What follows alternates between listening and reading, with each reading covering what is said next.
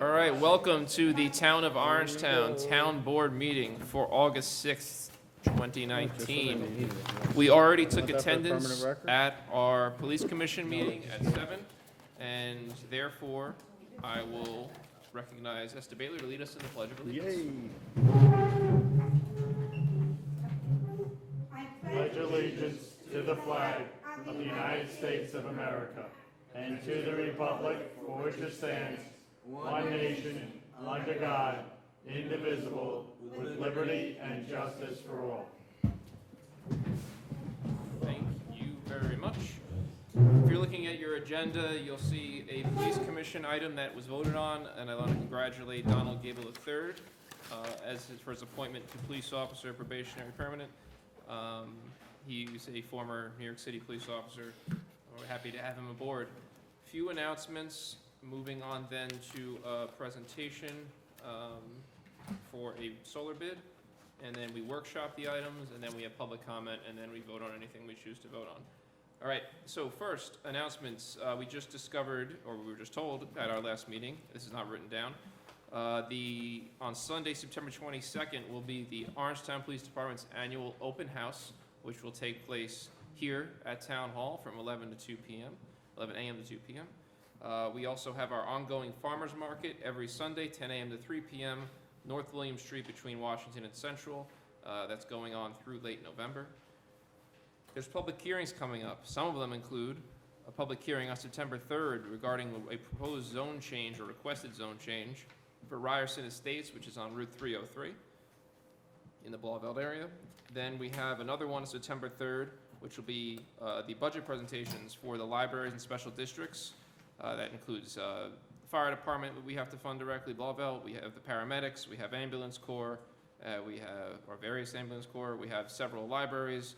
They will be presenting at the December 3rd meeting and part of the budget process. We will be adopting, just under the budget calendar at the next meeting. There was a little holdup that Rob wanted to go through. Then another public hearing, special town board meeting, for Saturday, September 7th. That will be for the town department heads' budget presentations. That'll be held at the other courtroom. Then September 17th, we have a public hearing continuation on a proposed zone change, requested zone change for properties abutting and including 576 Route 303. Not on the announcements, but actually happening. Also will be a public hearing. I think we're setting it today, or we have to adjust the date of it today. Was going to be September 3rd, but it's going to be September 17th. It's going to be public meeting / public hearing. An initial one on the proposed TOD zone ordinance for Pearl River. We haven't done any circulation on that yet, but it's going to be to get feedback before we do, so we can make any quick edits if we want to send it around. Moving on, we're going to do a presentation. This is from HESP Solar LLC. The town of Orangetown put out a RFP to put solar panels on the roofs of various spots in our town property. Some of our carports to put carports in over at the soccer fields that would provide cover for vehicles that are parked and also generate solar energy. And also, I think the roof of the highway department. I'll let Susan take it from there. I don't know which one Susan is. There's a couple. Susan, if you could take to the podium and just sort of tell us what you got, and we'll ask any questions we might have.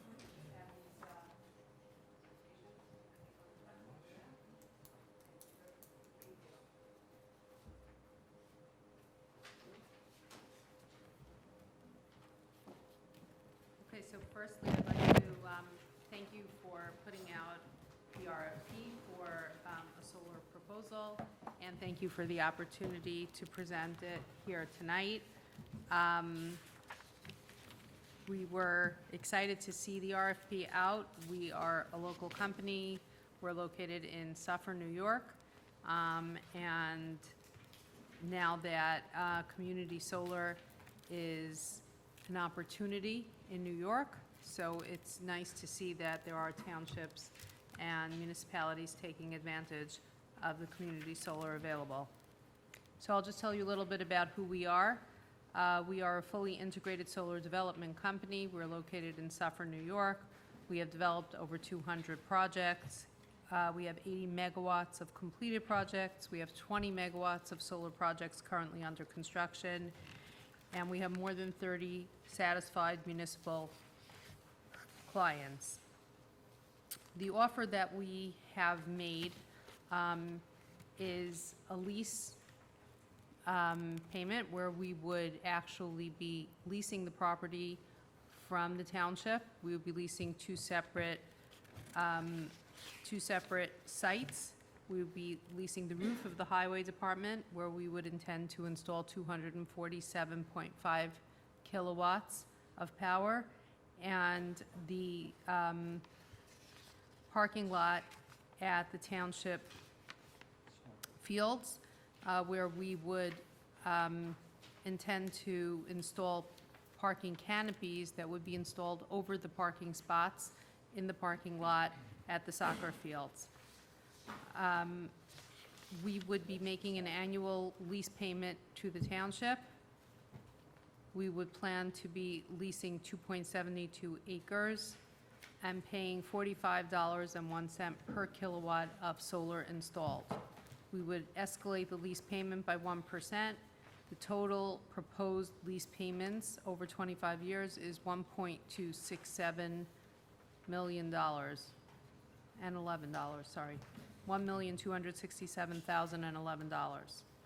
We originally proposed slightly larger system, but when we did an analysis as we were preparing for this presentation here tonight, we realized that some of the parking canopies that we proposed would not be optimal, and they would not produce enough power, so that we cut back the size of the parking canopy system on the parking lot at the town fields. But we kept the rooftop installation at Town Hall the same.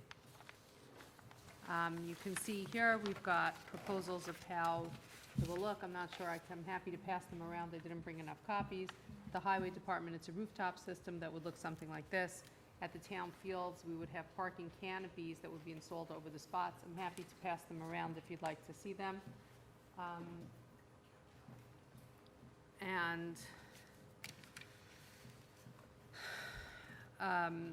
We would expect that these two systems combined would produce 1.2 million kWh per year.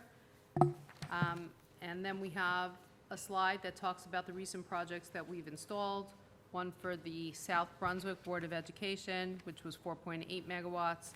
One for the Stafford Board of Education, 2.3 megawatts. For Howell, 4.5 megawatts. And for the Patterson Board of Education, 1.3 megawatts. The system we're proposing here is just under 1 megawatt. We actually have couple of pictures on the next slide of how the parking canopies actually look installed at the Morris County municipality. If you can see, I think that the parking canopies that we would intend to install here would look very similar to this picture that at Morris County, where we installed parking canopies in a parking lot, also in a municipal parking lot, and I think it would look very similar to this, which is why we included this picture. And then we've got some other pictures of other installations at different schools, the rooftop systems, we have a ground mount picture, and some more carports, and so on. So that's basically the overview of the project and what we have proposed. I'm happy to answer questions and clarify anything that I can. So my suggestion, unless there's any specific questions at the moment, maybe we let Jeff just talk for a minute or two about what it all means to the town financially, and then if you could be prepared to step back up for questions that we might have after that part. Sure. I think Jeff did send me a few questions, so should I address those questions first, or do you want to call those back out? Let him give you a Okay, read first perfect. and see where we're missing. Okay, great, sure, thank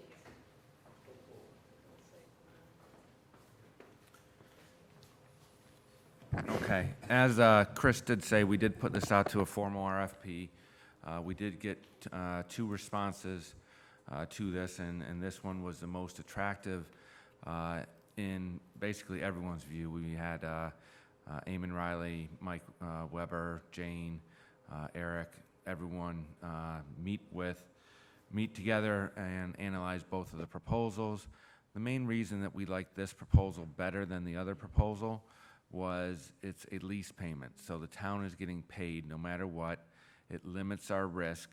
The other option was, the town incurred more risk because it had to sell the solar power. Now, in this proposal, we may have to do that as well, or we can take it ourselves, and that's some of the questions I have specifically for her. But we do get the lease payment no matter what. One of the questions we have is if we are taking the solar power ourselves, we have enough demand for it. We use enough electricity that we could use it all ourselves instead of selling it into the community solar. But we have another 2 years or so on our 3-year agreement for the electricity supply.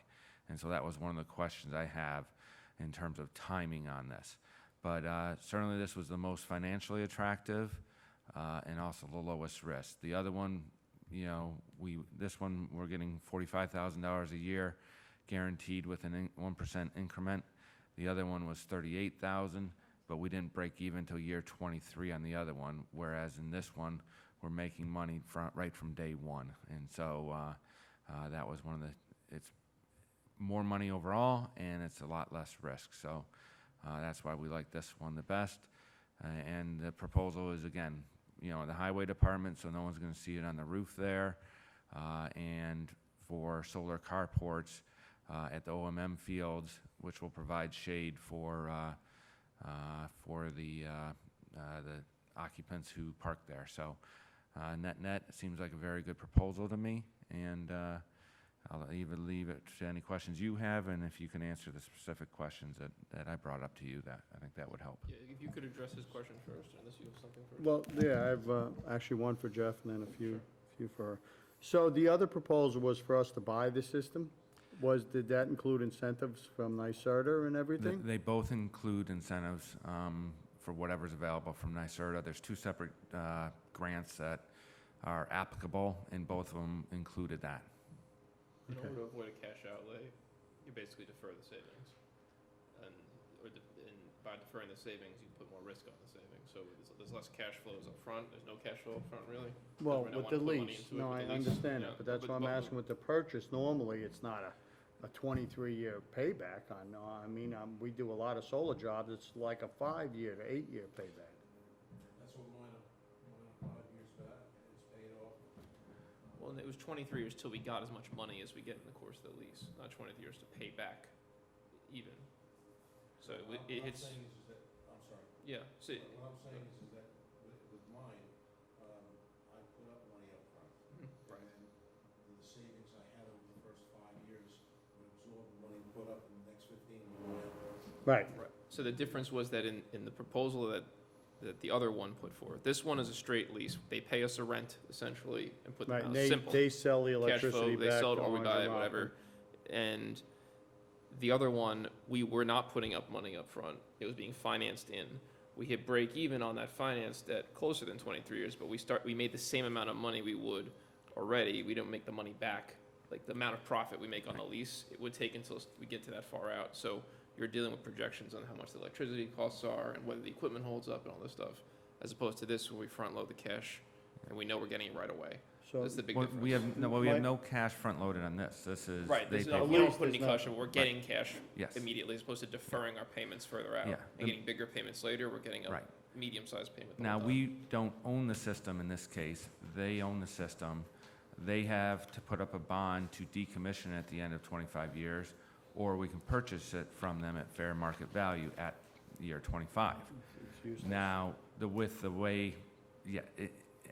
25 things years is progress, it's probably useless, or we're better off redoing an RFP in year 25, getting a new system in there that'll be much more efficient than it is today. So my other 2 questions, which are fairly straightforward. The garage roof, I think part of that was new and part of it still needed to be replaced. I don't know if that has a 25-year life on it.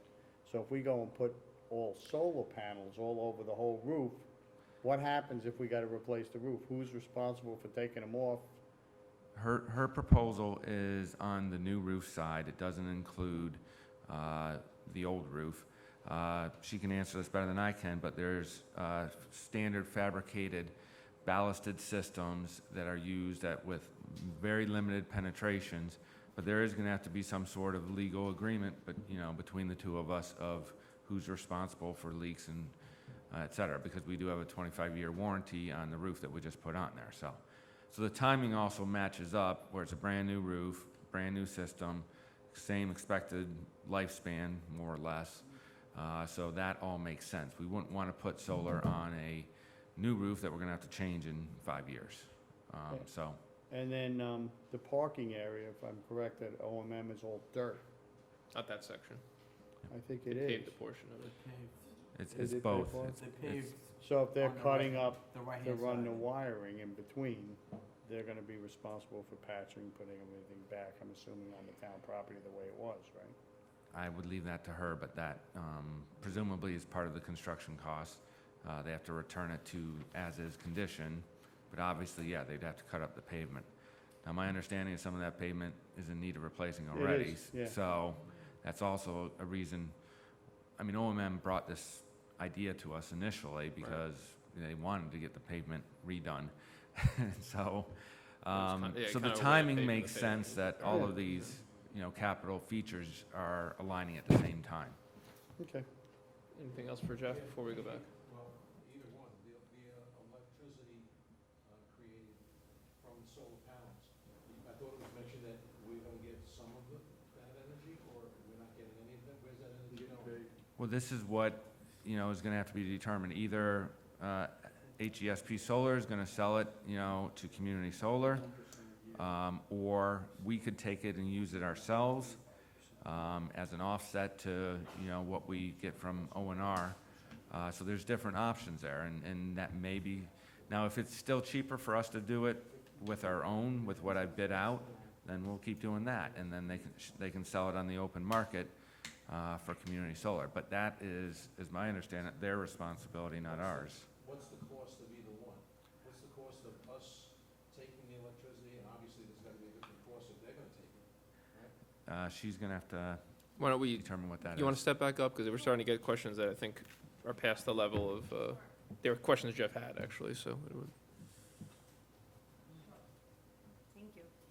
The way that we understood the RFP and the way that we put together the model was, we would build the system.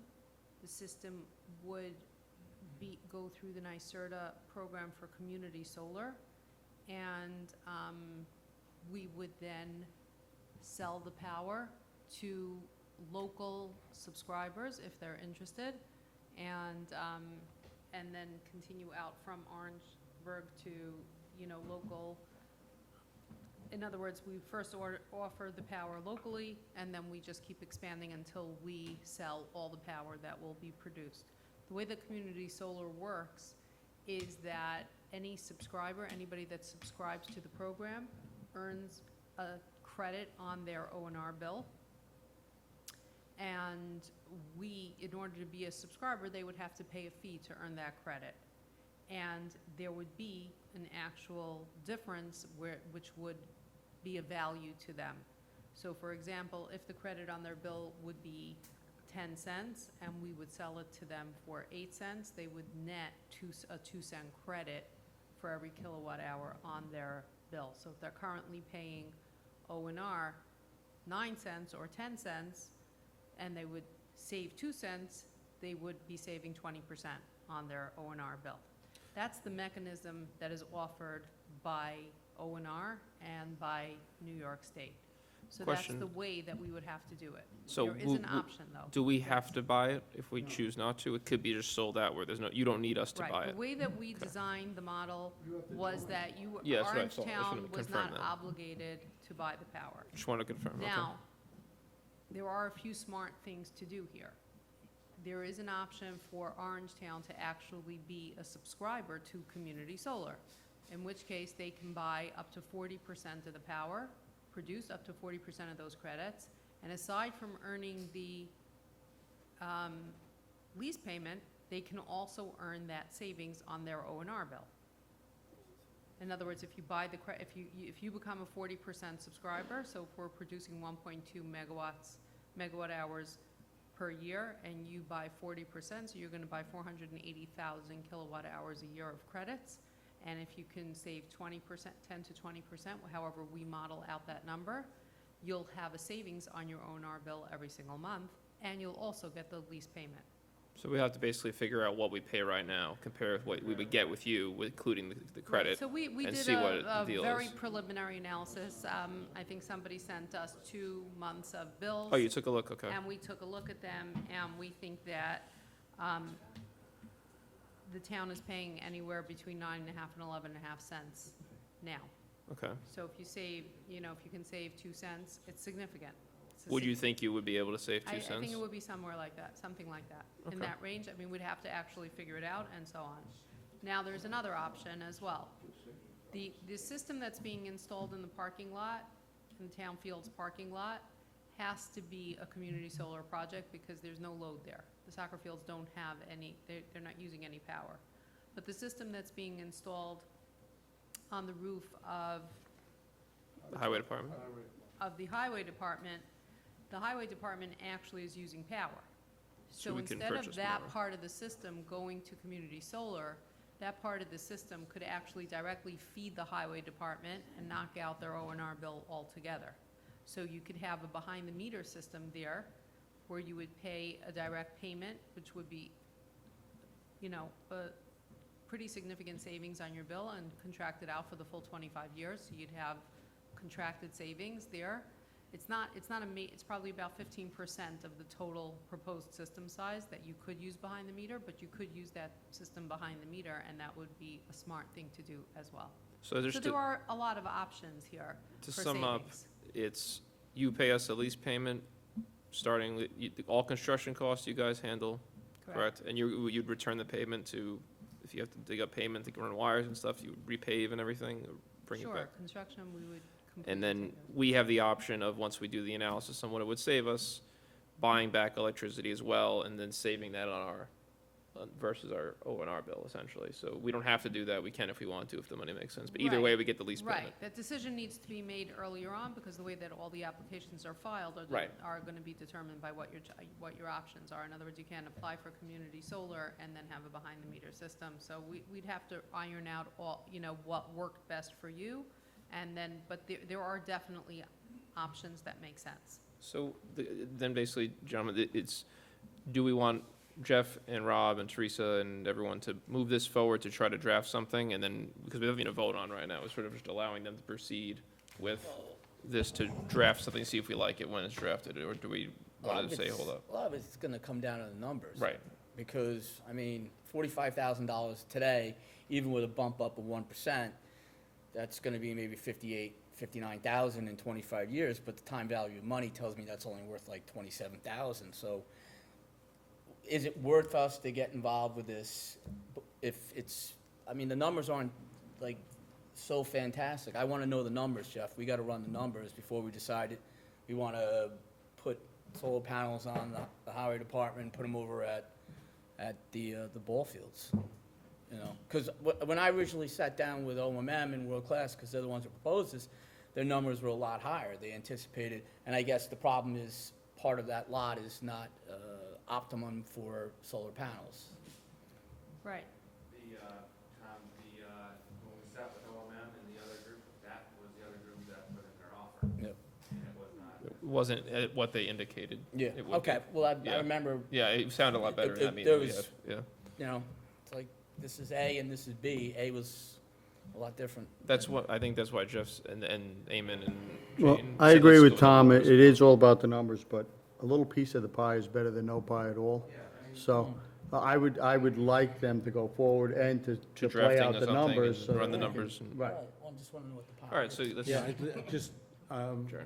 I agree, but right now what we're doing is we're leasing property for a price, like Tom said. It would be nice if we could figure out how much money we'd be saving from actually taking some of the electricity, because I think that price will grow, because electricity is gonna go up. Yeah, Where the rental for the property is gonna stay the same. Well, it goes up 1% a year. Well, yeah, but electricity goes up better than that. Just to be clear, if we go with the minimum we're gonna get is the lease payment, that's straightforward, that's what we get. yeah. Now, the kicker is whether we can make a lot more money by buying the electricity that we produce ourselves and using it basically as net metering. So whatever the lights on the fields, there's electricity we are using in the fields too as well. So if we do that behind the meter, then we're saving both on the supply and the delivery, and we're cutting O&R out of it completely. So we have a very low supply rate of 5.3 cents a kilowatt hour. That's why solar never made sense for us before. But people in the community are paying 10 cents for their supply plus their delivery cost. So they're paying maybe 15 or 18 cents a kilowatt hour. So they can certainly sell it, but if we can, eliminate both the supply charge and the delivery charge by using the electricity ourselves, then that's gonna be a kicker on top of the lease payment of $45,000. And that's the number I wanna see. Yeah. And Very so, interesting, yeah. so that, we'll just have to sit down together and So let's run figure this out what through, that'll be.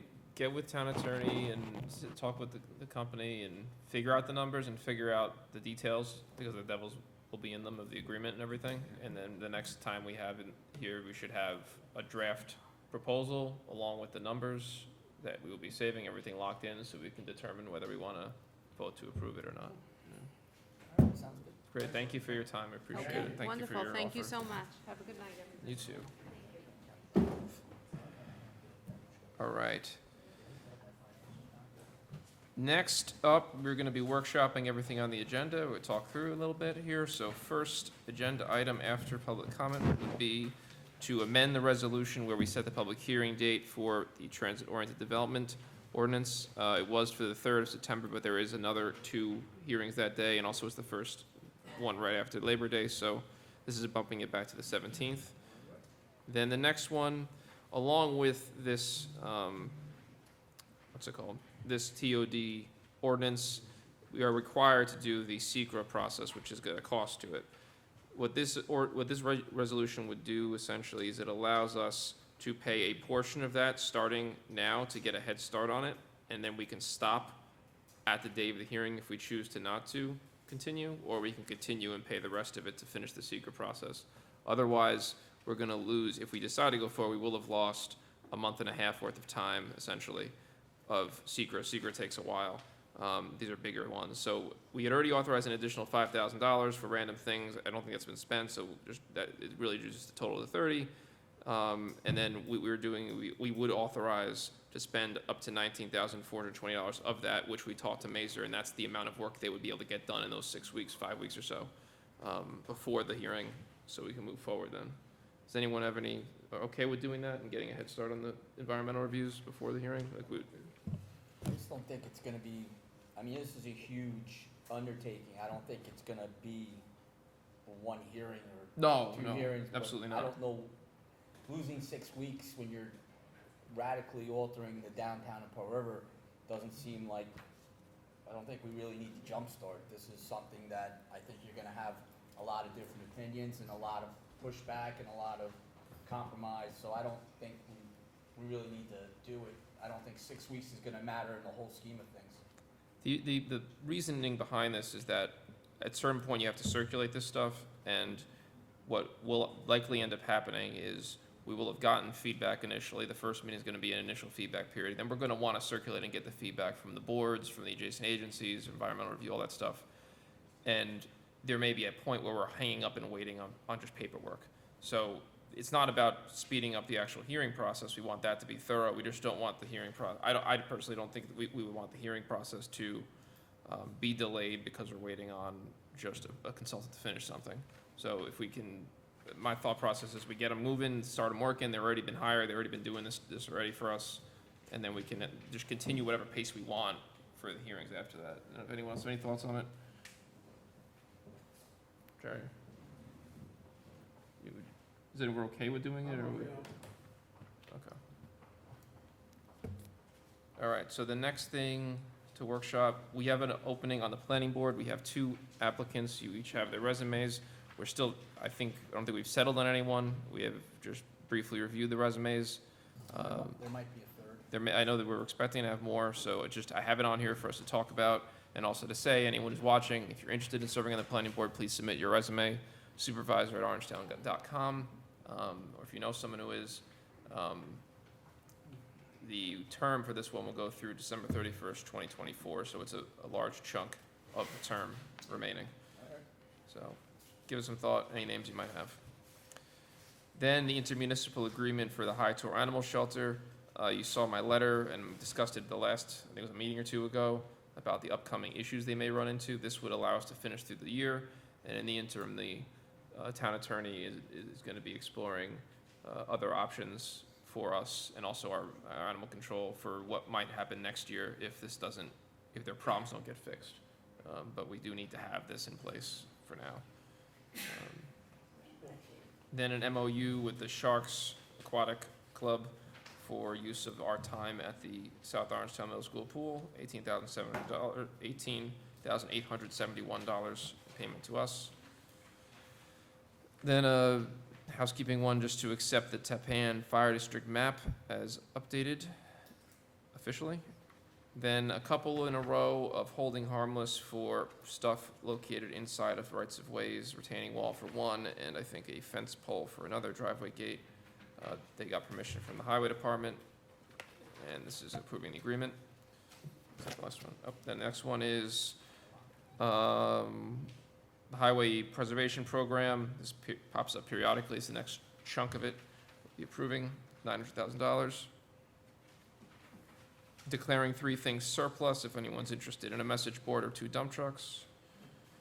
Then surplus soil, which I haven't done personally. 40,000 cubic yards of soil will be available. Then we have, this one here came up last year, the One Love Culture Fest at the Masonic Park. They came back in for an application for the use of the showmobile again. It got on the agenda before the review had gotten to the police department, and they have some issues. They had issues last year based on several police reports, and with the liquor, with the hours, with the extra use of police personnel that were needed. And though our showmobile got returned in okay condition, so it got through Parks and Rec, it's not getting signed off on by the PD. So I'm gonna go ahead and recommend we just table this and not vote to approve the showmobile, because we're not gonna be approving the other assistance either. That's okay. This one, Eric sent an email about it. Basically, how the county health department requires, the one position they require is to formally recognize when he does it for the teen camp program. There's going to be just have a separate nurse at each of the teen camps and the day camps, so that if 2 kids have allergic reactions, the person has to drive across the town to deal with it. This is just within his already budgeted. It's just a new position title in there. Then lending aid for Dominican College Family Day, which is Saturday, September 21st, for the showmobile. Then we have, this is also the One Love. We're gonna not do that as well. So the first one was for the barricades, the caution tape and such from highway. The next one was for the showmobile. We're gonna table both of those based on the police department recommendation. Then we're accepting a donation for a children's mini library at the Spark Hill Park Playground. Thank you to Hannah Ahn, a Spark Hill resident and Tappan Zee High School student, for donating that. Appreciate it. Then we're appointing Megan Gilliams to temporary appointment for police officer. She will then be able to become permanent soon thereafter to attend the police academy. Then appointing John Marzola, parking enforcement aide. It will come out of the same budget line that we've been using for it. No increase in expenditures, just another head to be able to use. Then approving and lending assistance for the auto show on Central Avenue Field in Pearl River, Sunday, September 15th. 55-gallon trash barrels, porta-johns. It runs from 8 p.m. to 5 p.m., and it's a fun event. Then approving and lend assistance to the Pearl River High School pep rally and bonfire, September 20th, from 7 p.m. to 10 p.m.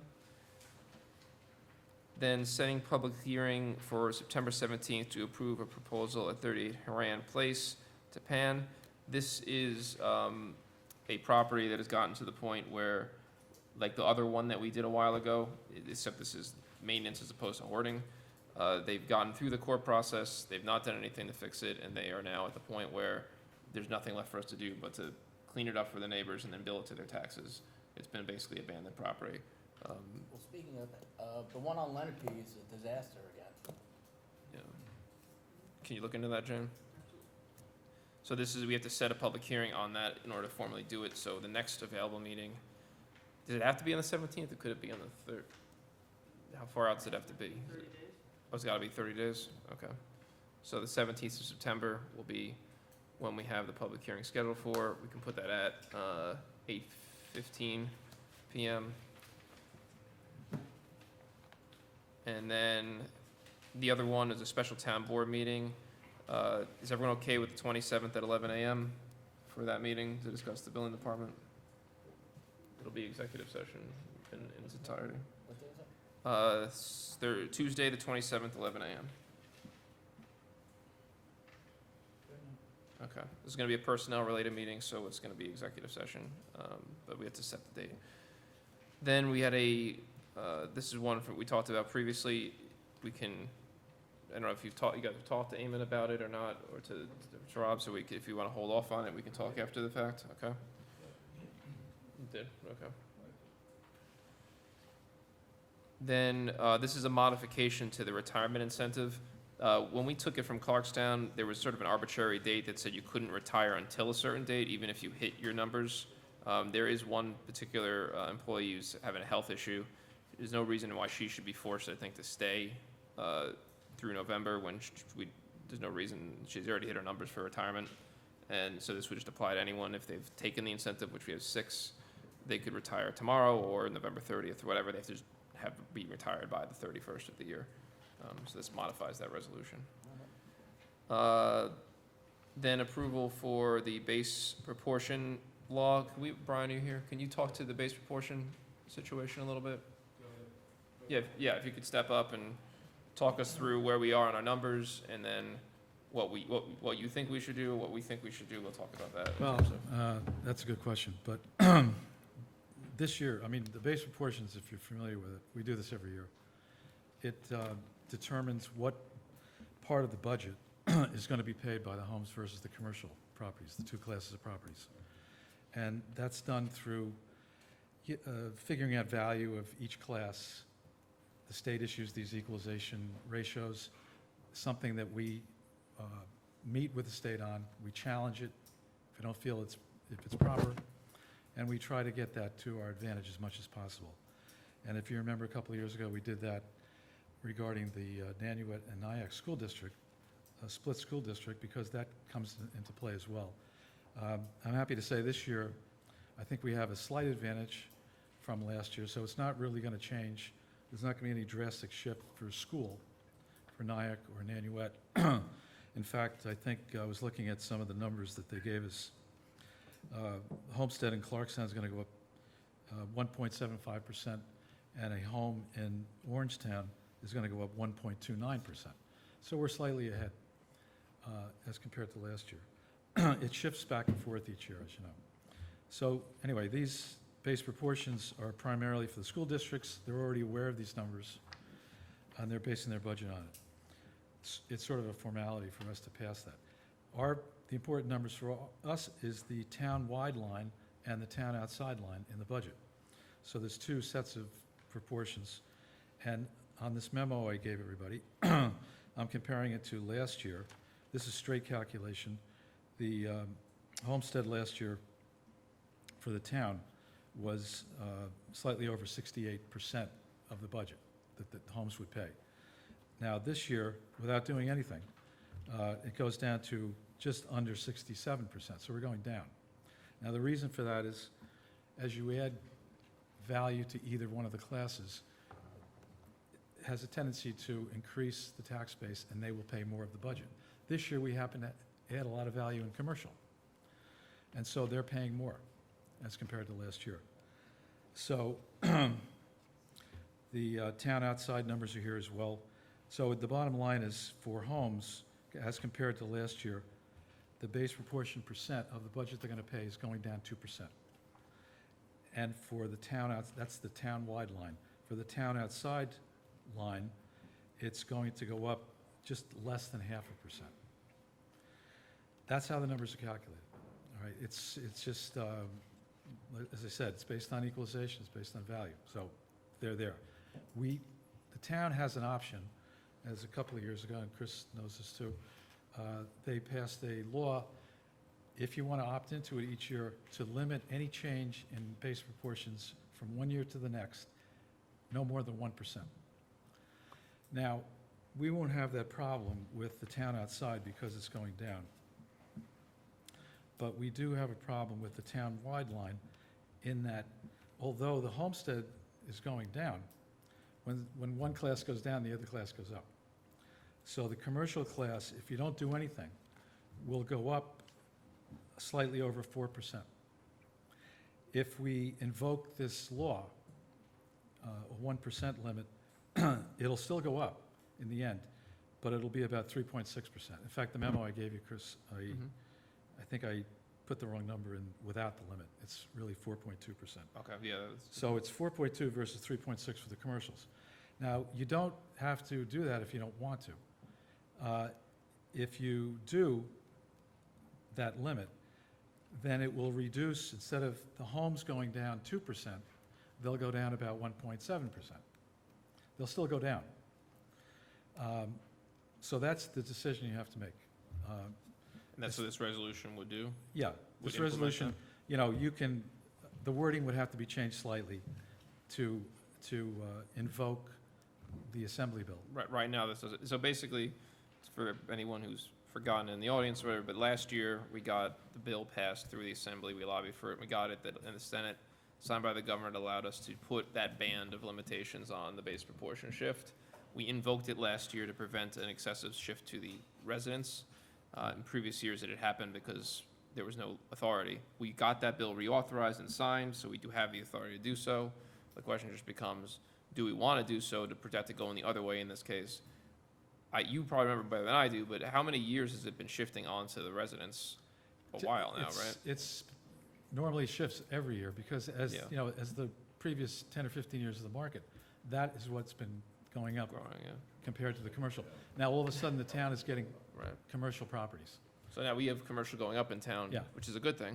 That's, Yeah. it's a good thing, and they're, you know, that's in growing that class, and that's why they're gonna pay more of the budget. So We got Brightwood, we got apartments in Nyack, you know, there's Right. various things going right, on. because townhomes and, or condos and apartments are considered commercial, not residential, they're not homestead. Yeah, that's right, Pfizer's not dropping in value anymore. That's true. So, as I said, I mean, I'm not gonna recommend one way or the other. But Yeah. if you wanna just do it, as the memo indicates, you can just do that, and that's the end of it. So you summarized it well. Personally, I think that given that it's been going on the residents for so many years in a row, I don't think we need to put the ban in effect to go the other way yet. Maybe if it kept happening 2 more years to stop it from going to commercial. I don't know what you all think. That's my thought. Yeah, I mean, I think you're right. Based on my experience here, I would say it's worth putting in, even though again this year, it goes against, Just to keep it, I think it's worth having. okay. You have protection. What do you think, Chair? I agree. I think that it would work. It So would be fine. You want to put the band on, or you want to not put the band on? What are you thinking? Yeah, yeah. It still goes down for residents It still either goes way. down It for goes down, everybody. It just would be a little bit less, but it it's. goes it's- up less on commercial but and it- down it less mo- on it- residential. It It still moves to goes, next year, correct? Or does it switch, does it carry over, or is it just No, this year? there's some carryover, but it's Carryover it's is minimal. insignificant. insignificant because everything changes next year. It'll be based on, it's recalculated again. you know, I can't predict that. So So- this has to be renewed every year? The state law has to be passed every year. If you want to Every opt single And into then it. we have to choose to opt in every year. Yeah. So at the beginning of January, I went to the lobbyist and said, hey, we need to get this thing in again, so we can do it if we need it, and luckily we got it done. And now he's sitting here basically, do we want to use, the gun's loaded, do you want to shoot, basically, is what it boils down to. Yeah, for so- some reason, they wrote the law that way, that it has to be. Yeah, I don't know looked at why every it's year. every year, I don't you know get either. it through once, and you have the authority, but Right. it's ridiculous, but it's New York, so whatever. What do you guys think? Do you want to put the band in place or not put the band in place? The good part about, having the band in place sort of stabilizes everything. That's an So we advantage, don't right. have that big swing. That's the And goal. Right, that's the reason for the law, but it makes it a little interesting that you have to redo it every year anyway. So you can almost look what your shift is and then decide whether you want to do it.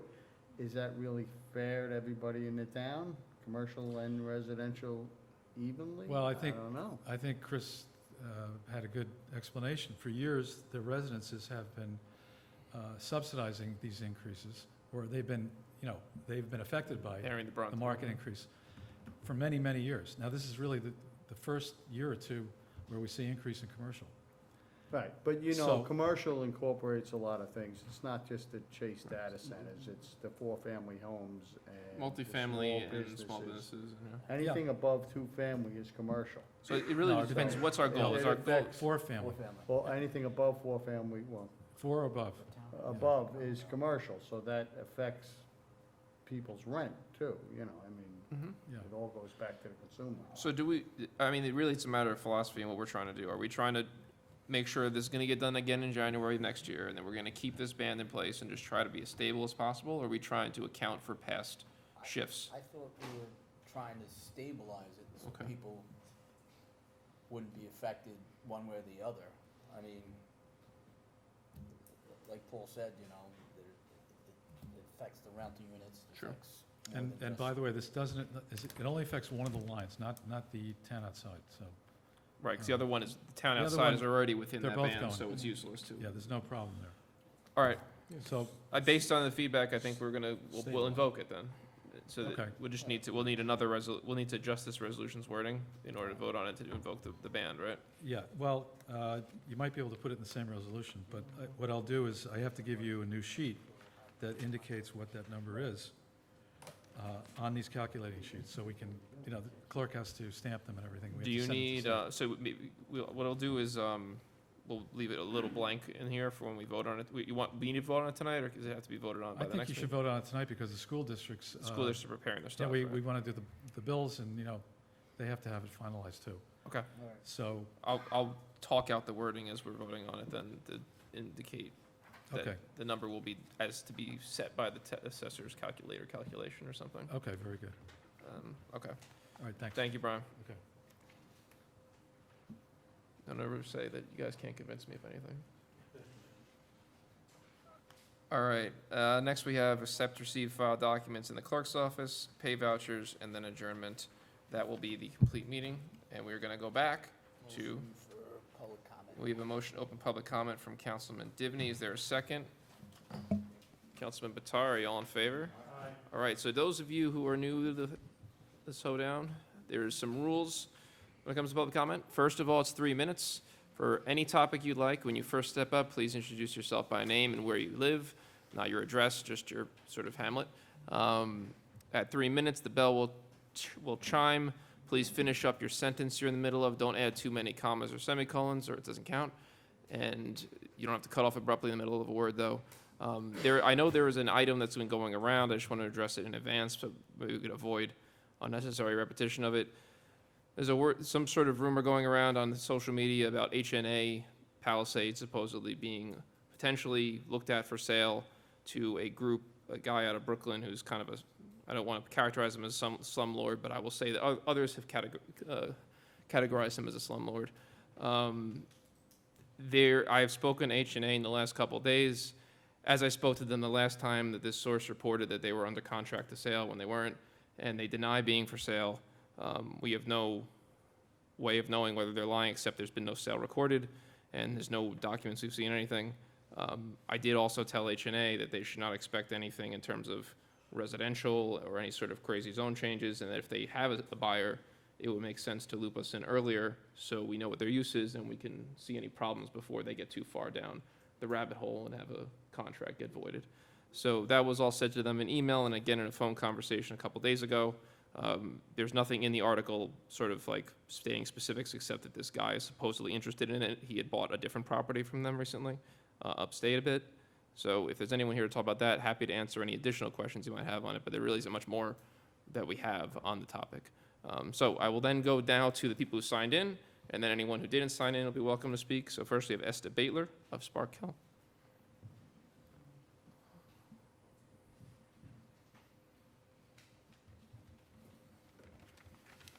Good evening, Supervisor Day and town board members. Hi, my name is Aide Baitler, and I'm a very unique consumer who lives in Spark Hill. Tonight, I would like to address all of you regarding putting in a Five Guy Burgers Fries burger restaurant near Nona Roses on Route 340, and possibly be interested in opening one where the Chase Bank closed on Dutch Hill Road. Yes, I know some of you have been in, but I would like to address that some of those stores near Nona Roses aren't in business. It's been dying for years there. And I think that this would be a great proposal. Our food is guaranteed to be the best. I mean, if anybody comes in, they know about our nuts, our milkshakes, our Cajun fries. We do serve to the elderly. But I'm asking you guys to think about doing this proposal. There should have been one at Stop and Shop in Orangeburg. That's another great area. The hotel is up for lease. That's a good property for Five Guys to come in. If only you would lower the rent, they would come in. I'm basically, yes, I'm in charge. Five Guys in Nanuet. You can ask Dennis. But again, I would like to urge that you guys think about putting this in. We're one of the best restaurants in the county and state, where we have 60 some odd stores all over the country and in some of the airports. So I'm asking you to please put this forward. Any questions from the board? No, thank you, Esther, we're good. Commission? What? Are you getting a commission if you sell some? I work there and I run it. Well, next time, bring burgers. Basically keep the management in line. Thank you, Esther. Thank you, And good? Dennis agrees to that. All right. Thank you. Thank you all, have a great night. Thank you. All right, and just one thing I forgot from the rules, it's not, if you have a question for us, except for like a funny one like that, we hold our answers to the end of the public comment session. It's not like a back and forth. But if it's about a Five Guys, we'll talk about it. We're all hungry. We are the best. They are very good. I do like Five Guys. The milkshakes are delicious, I have to say. Meredith Wisner of South Nyack. Hi, I'm Meredith Wisner from South Nyack. I'm also the legislative district leader of District 17, and I'm actually speaking tonight on behalf of Nancy Lowe Hogan, who couldn't make it. And I wanted to thank you for mentioning HNA, because that is what the topic of this statement is. So she says, "Dear town board members, 344 Route 9W in Palisades, the HNA Center location, is an important parcel in the hamlet of Palisades in the town of Orangetown. Serious concerns about the applicant's background, as you mentioned, and past real estate dealings have recently been brought to my attention by several concerned constituents and should be considered in any dealings with this applicant. My purpose is to make this statement to the town board is to make certain you are aware of the applicant's past criminal history and in particular how that criminal history is related to his business and real estate dealings. Nebulous real estate dealings not only affect the town, but also affect the county. And if I can be of any assistance on the county level, please do not hesitate to reach out to me. Thank you, Nancy Lowe Hogan, Rockland County Legislator." Thank you. Next we have, sorry, where's my paper? Tom Kleiner of Spark Hill.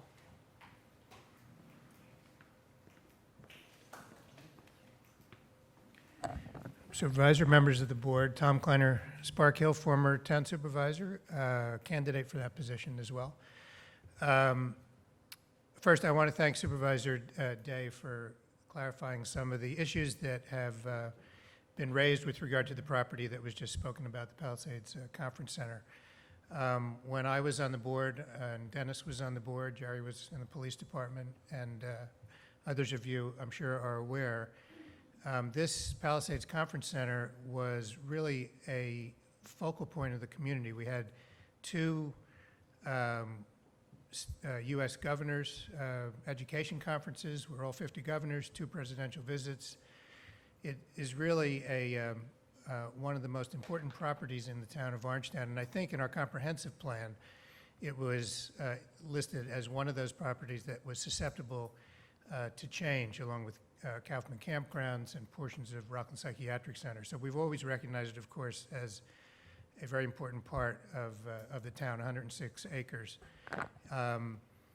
So I think, as Supervisor Day just indicated, and I think the members of the board share this, as I do, we would have to be extremely cautious about any change in zone. In fact, I don't think any of us would want to entertain any change in zone from the OP office park that exists there now.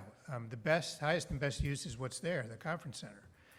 Whether it can survive that way financially, any future owner will have to come and justify that use to whoever's on the town board at the time if they were to seek a zone change. But obviously, we would have to be extremely cautious in entertaining any change because the highest and best use is what's being used there now. So again, appreciate the update. I think in those who I've spoken to in Palisades and elsewhere, and as I'm sure others of you have, are extremely concerned about what might go there in the future, whether they're rumors or not. So future updates from this board, I'm sure would be greatly appreciated. Thank you. Thank you, sir. Next, we have Mike Mandel of Pearl River.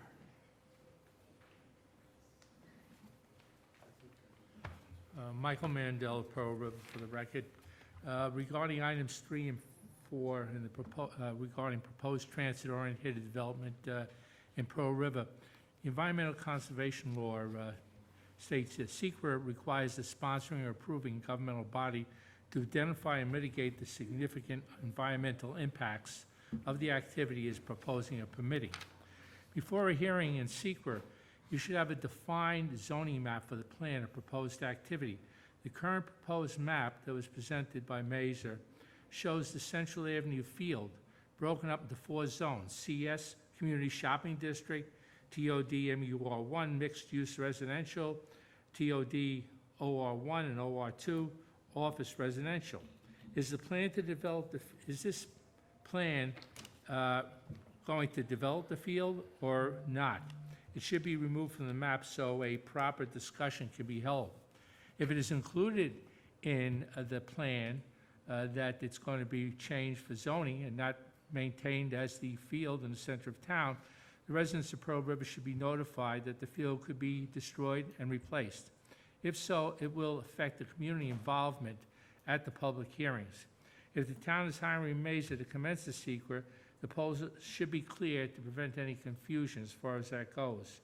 And if it is yes, and they are going to sell or destroy that field or put it into other zones, was the Pearl River School District, have they approved it, and are they part of the plan? Thank you. Thank you, Mike. We'll get to all that at the end of public comment. Is there anyone else who would like to speak for public comment? Yes, ma'am.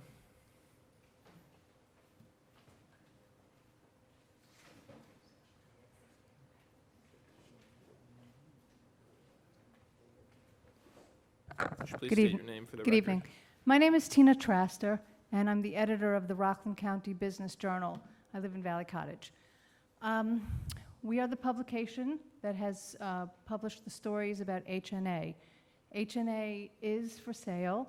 It has been for sale for several months. There previously was a contract that fell apart, and now the entity that's named in the story is in fact potentially in a contract. There is a proposed closing that is not so far from today, but as we all know in real estate, sometimes these contracts fall apart. These are not rumors. I checked today, in fact, with a source who's very close to the deal and said that the deal continues to wind through toward a closing. So these are not rumors. This is information that is coming close to the source, close from a source.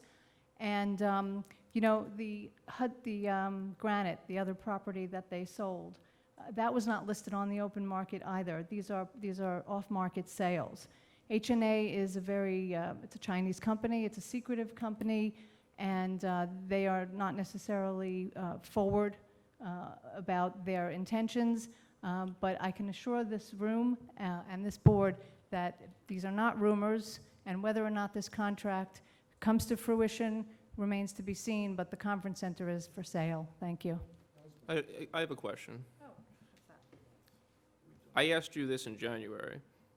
Would you give us any facts about that? Because I asked you politely in January before you even talked to, you wrote your story in January.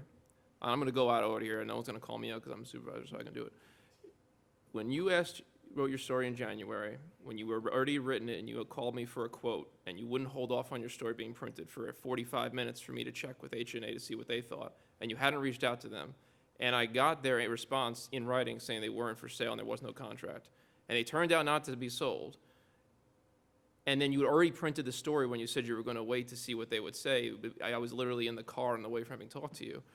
I'm just wondering why you won't share any facts about it, because I'm sorry, I'm concerned as well. I am. Everyone in this town is concerned. But when someone every 6 months says, this thing's for sale, it's real, it's not a rumor, it's for serious, and they won't share any background source or documentation, it becomes just sort of like everyone getting stressed out, and we're not sure what to be stressed out about. So if you have anything beyond, I have a source close and you have to trust me, even though there hasn't been a contract seen, no documentation seen, the lawyers deny it, the company denies it, and I don't trust H&A one tiny little bit. They're a Chinese company out of mainland China.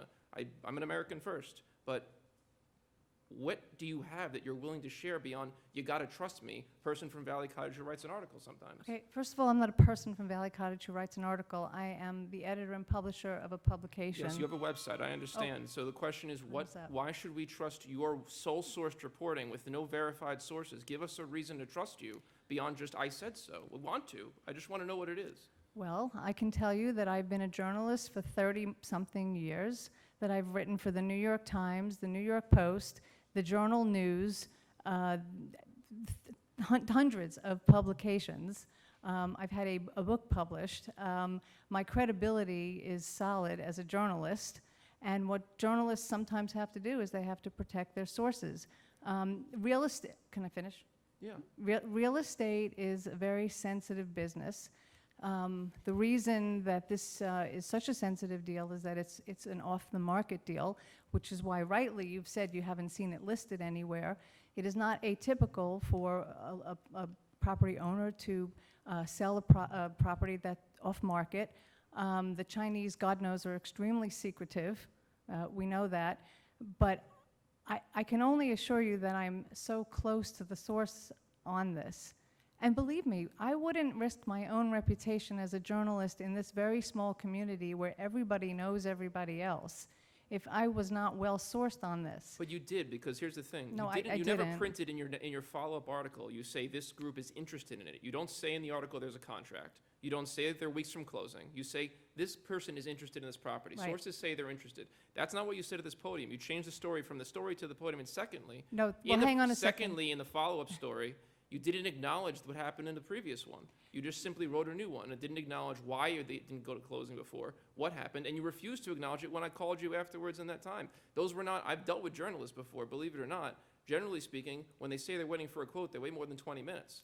Okay, And so- generally speaking, if they get a story it was wrong, 40. they acknowledge it in the next story. Okay, so I didn't get It's anything playing wrong. with emotions in the No, townspeople. I have not gotten anything wrong in any of these stories. In the first story, I reported that it was for sale and there had been a pending You contract. said it was pending contract. It was under you said it was under contract to sell. And I it can pull was. up the quote. It And- was not. You And didn't it was. D- And didn't- that contract fell apart. It doesn't make any sense. Well, I'm you'll sorry. see. I mean, I'm sorry to be the bearer of bad I, news.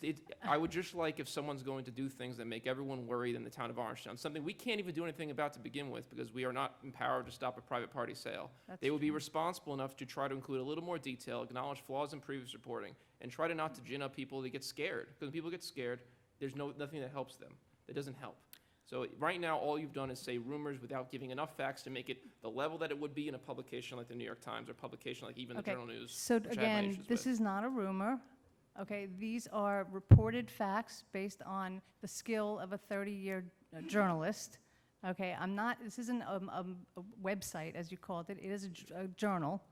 And as you know from the New York Times, there are plenty of times when New York Times reporters protect their sources and report a story anyway because it's an important issue to a community.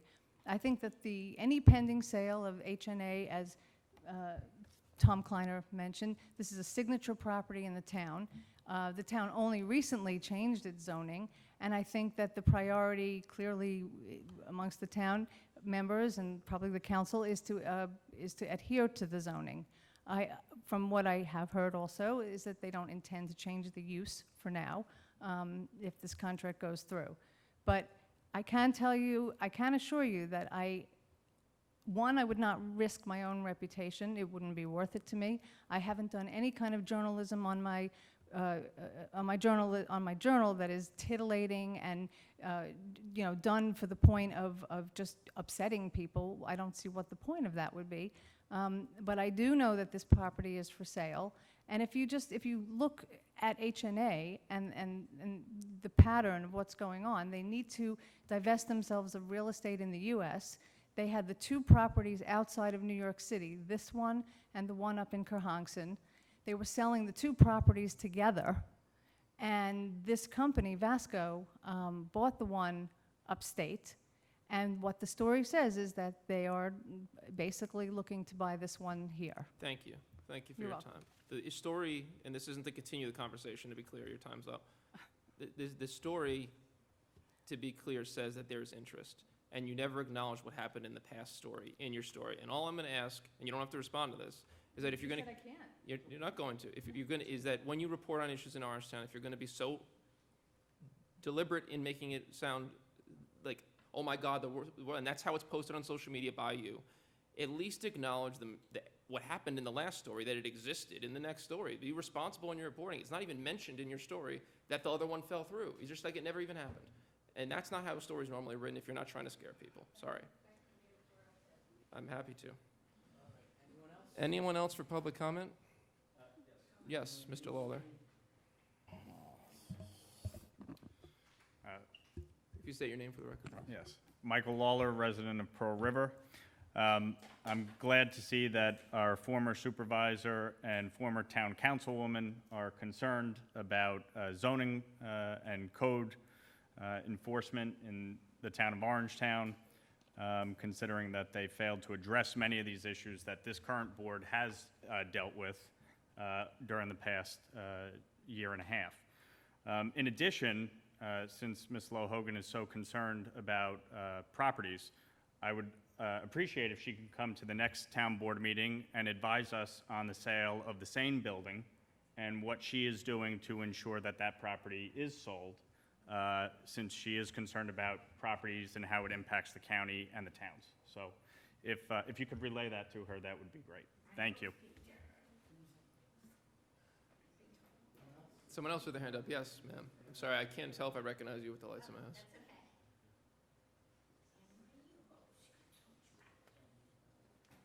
Go ahead. Good evening. Anne-Marie Yule Blauvelt. Just to be fair, the last time that I did approach the podium, I was also during the comment with the town board, that my position in the Democratic Party was pointed out. So just to be fair, I think it's important to point out that Michael Lawler is also the chair of the Republican Party. I'm actually up here to ask for 3 qualifying issues on the back of the agenda. I noticed that there's going to be a comprehensive annual financial report for the fiscal year ending in December 31st. So I was just wondering how that was going to be made available to the public, if we have to come to the town clerk's office to get it, or will it be made available? So it's the last page. I see that you're Yeah, the searching through it. documents. Yeah. Mhm. Yeah, I just want to know how that's going to be made available. And also, too, could you... Oh, is that the last It was town board? presented at the last board meeting. Oh, okay. Oh, great. So is there a way that we could access the report? They are already on the website, yeah. Oh, okay, great. Thank you. The other one, too, is if you can clarify some of the details under 29, the paid vouchers for the amount, so just maybe an extra detail on what that entails. And then finally, on resolution number 30, I noticed that you're going to be adjourning in memory. I don't know if you had anybody in mind for that, but I think everybody knows that beloved author and poet Toni Morrison has passed away. She's a resident of Nyack, and I would ask respectfully if we can adjourn the meeting in her honor. Thank you. Thank you very much. Good idea. Why is it going up? That's new. Anyone It's not else? supposed to do that.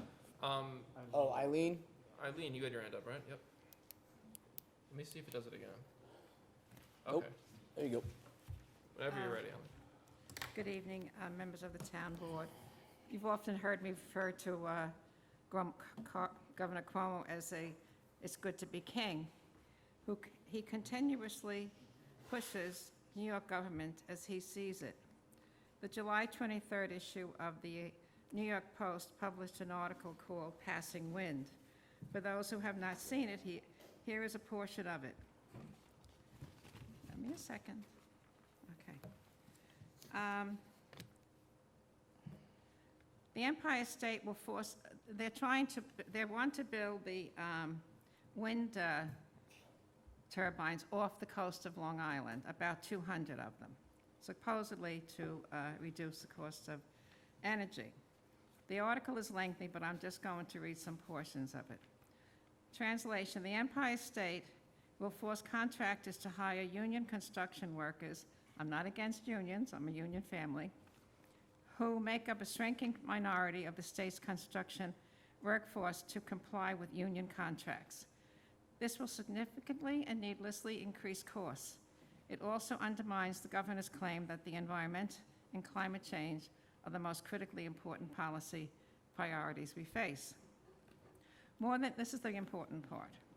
More than half of the needed funds will come from ratepayers north of New York City, including economically struggling upstate areas. Conveniently enough, Cuomo's energy regulators have ordered electric utilities not to itemize these sorts of costs on their ratepayer bills. Cuomo's offshore wind push and his related efforts to block added national gas pipeline capacity and upstate gas production via fracking comes when the state has been failing to hit its own renewable energy targets after almost 15 years of subsidies. New York's electric grid managed to deliver less energy from renewable sources in 2018 than it did before. New York's pursuit of a net zero carbon emissions goal on an impossibly ambitious schedule will be massively expensive and economically disruptive. In classic New York fashion, including something extra for politically wired construction unions, Cuomo seems bent on making the whole thing even more than it needs to, and to keep it very, very away from the ratepayers such as I. Governor Cuomo has no regard for life in the third trimester. I just read the book Dannemora. He calls the two convicts who escaped Dannemora in 2015 gentlemen. They killed a trooper. They shot him. One guy, sweet, said, "I don't think he's dead yet. Let me roll my car over him." Well, he still wasn't dead, so he got out of his car and shot him. The other man, Matt, something or other, killed an elderly gentleman. First, he brutalized him, then he hacked him to death. This is who Cuomo called gentlemen. And going off on the issue of Palisades, I do feel this is politically motivated at the moment. I'm a resident of Palisades. H&A, excuse the pun, there's a red flag on that piece of property. Yes. I was one of the original people on the committee when IBM was coming into Palisades. We met with them. The zone was Aide. They built a beautiful conference center. Over the years, it has changed. If there's anything going on right now at H&A, Carol Baxter and Susan Amesti are really watching it very carefully. And I do feel, though with due regard, that is politically motivated statement here tonight. And we will look into it at the Palisadian. Thank you. We will look into it. Thank you, Eileen. Thank you. I see only one other member of the public. Sir, do you want to speak, or? No? Yeah, okay, there's Motion to no one close. else, so I'm not going to do the general thing. I'll ask you specifically. Is it motion to close from Councilman Motion to Dibny? close. Second from Councilman Troy. All in favor? Aye. Couple of things to touch on. Esther, you talk to your boss and bring him down here. I'll eat some Five Guys. Bring some sandwiches to us. We'll eat it, and then we'll think about it, all right? Let's see. Mike, the field is legally parkland. You could zone it for the Empire State Building, you couldn't put it there. It's just, it sits in the zone, just like the library sits in the zone, or what, it could not be built on right now because it's been being used as parkland. In the New York State, once you start using something as a park, you have to get New York State legislation to unpark it. So we're not gonna be, that's not gonna be a thing that is built on, and the environmental review is based on, that we would be starting, is to sort of start it's a very long environmental review process that will include public comment and everything like that, and circulation. This is to get the work going, essentially. But yeah, it's not, you couldn't develop it if you wanted to at this point. We don't want to be clear. Perfectly 110% clear. Let's see, I already spoke about Tina and what she thought. Emery, I'm sorry, my eyes are shot right now. But the one thing we will be going over the pay voucher detail at the end of the meeting. We'll bring up the sheet and then go one by one, and it's available publicly. And as was mentioned, the CAFR is available publicly already. And we'll add Tony's passing to the memory. Meredith, regarding legislator Lowe Hogan, it's nice to finally have heard from her in my 19 months as town supervisor on an issue. I think it's ironic, I guess it's not unsurprising that the first time I saw this article was shared by Rockland United, which is an extreme left-wing liberal front group in Rockland County. And then her opponent is one of the loudest people on overdevelopment in the entire county. Whether you like him or not, he's definitely out front on it, and I think he's a nice guy. Then suddenly we get something, there is no applicant. I don't know why she said applicant in the letter. There's no applicant for anything. Maybe if she was paying more attention to it, she would know that. I just hope she can continue to be engaged on that subject in Orangetown, as she has really not been. I've been to meetings on the college that she's been absent from. I saw her initially vote to support parole for, express support for parole for the Brinks terrorist. I just would like to see her try to engage a little bit more on the town issues, because she has been pretty absent in my time here, at least. And then Tom, I think that's great. It's nice to see you again. I know we have an election coming up soon. He left. Oh, that's surprising. He left already. It's been almost 2 years now since he ran last, and since he's been into a town board meeting to address an issue. So it's nice to see. I guess it's getting to be almost September, and he's coming back around again. So we will make sure that this property is well taken care of. We've already been focused on it very closely. And we will make sure that things aren't done like putting workforce housing for low-income housing throughout the area, including on that property, like he attempted to do when he was town supervisor. And also we'll make sure that we aren't actively involved in any negative sales, as I know he was involved with attempts to do so in RPC, based on the testimony of people who were there at the time. But again, welcome back to the town board meetings. We hope to hear from you again in the future. I'll go. As far as the H&A property, we had the editor in here, and she has her sources, we have our sources, we've called our sources. I'm sure everyone in this room who's concerned called their sources. Property could be for sale, could be in contract, but one of the things that she said that I don't agree with, you're either in contract or you're not in contract. And it's not that easy to get out of contract once you're in there without paying a substantial penalty, usually the loss of your down payment. So she has her sources. I don't know if they're accurate. I know Chris made some phone calls. I've made some phone calls. The reinsurances we get, I'm sure Nancy Lowe Hogan's made some phone calls. We're all concerned. Again, Chris is right. This is private property. We really can't dictate how the property is sold from one party to the other. We can enforce our zoning. Mike, we haven't been working on zoning for 1.5 years. We've been working on it for the 10 years I've been on this board, and for the time that Dennis has been on the board. We'll continue to monitor the situation, but private parties contract for the sale of property. All we can do is enforce our zoning, and I'm glad I voted against the H&A change in zoning. Anything else, Chairman? No? All right. So we're going to go ahead and move on to the voting section of the agenda. All right. Is there a motion to amend Resolution 369 to change the public hearing on that TOD zone to the 17th at 8:25 p.m.? Councilman Troy, second by Councilman Valentine. All in favor? Aye. Resolution to authorize the consulting proposal to let us start the secret process for that. Is there a motion? Councilman Troy, second by Councilman Valentine. All in favor? Aye. Opposed? Yeah. Opposed, Councilman Dibney? A little early. Okay. Again, it's supposed to be the start of the secret. It's not. Yeah, yeah. Again, He just doesn't want to spend the money up front yet. I get it. It's I just fair. think that I just think that on this proposal, it's not gonna be 2 meetings and out. It's gonna be a long, drawn-out process. And I don't think we need to get a 6-week head start on something. It doesn't make any sense to me. I've talked to a lot of people in Pearl River. They're not for it. So I don't know why I'm spending the money. But I wanna have the hearings, but I just think it's a little premature. I respect the assessment, and we'll move forward.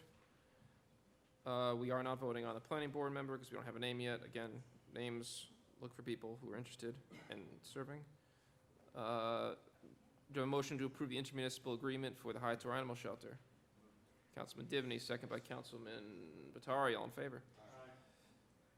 Resolution to approve MOU for the Sharks for the use of the pool at South Orangetown Middle School under our time, paying us for it. Councilman Batari with the motion, second by Councilman Troy, all in favor? Resolution to accept the Tappan Fire District map. Is there a motion? Councilman Divney, second by Councilman Valentine, all in favor? Resolution to grant a covenant and hold harmless indemnification agreement for Brian Powers and Patricia Powers in Pearl River. Councilman Troy with the motion, Councilman Divney with the second, all in favor?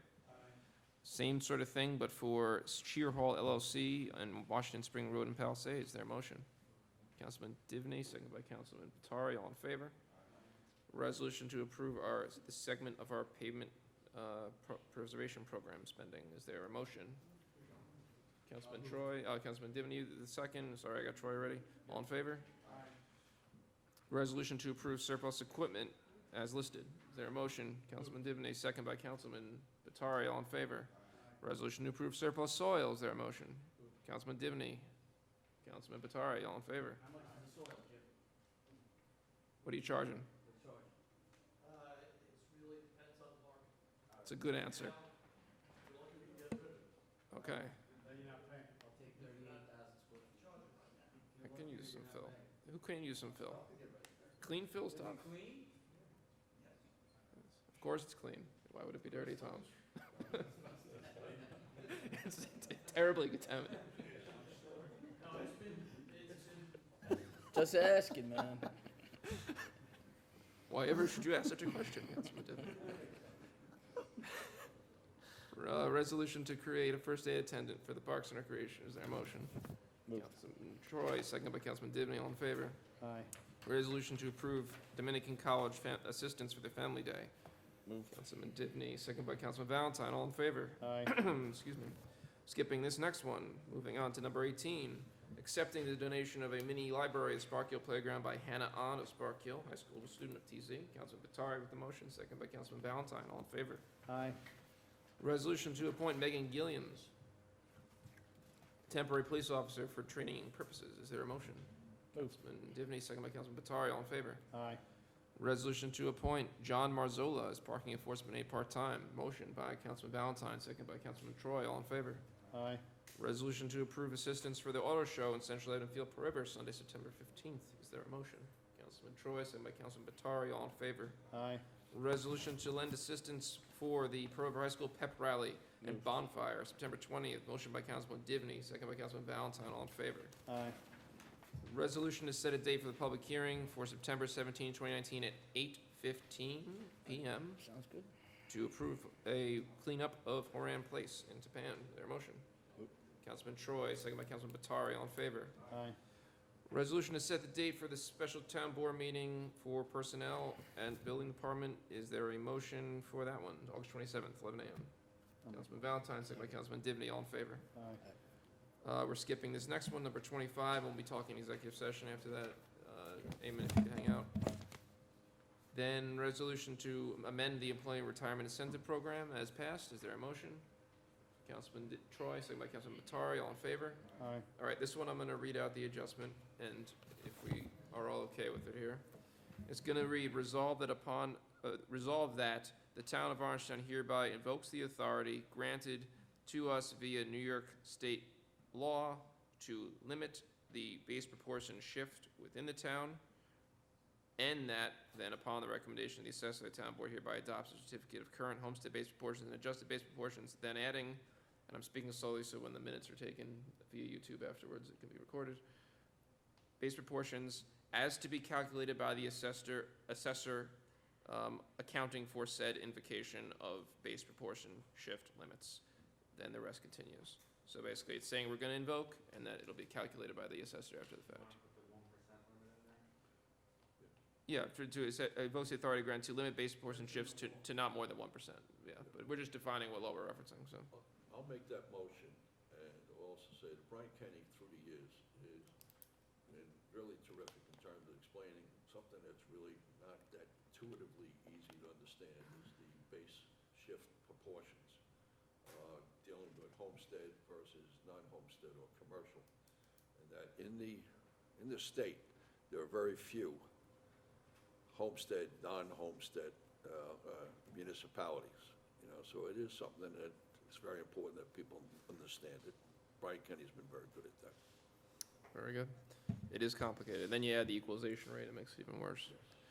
All right, next, accept, receive, file documents in the town clerk's office. I made the motion, you didn't vote on it. We didn't vote on it, oh my God. Second by, on the last one. Councilman Batari, all in favor? That would have been a big oversight, wow. Terrible failure. All right, accept, receive, file documents, is there a motion? Councilman Divney, second by Councilman Valentine, all in favor? And now for the audit.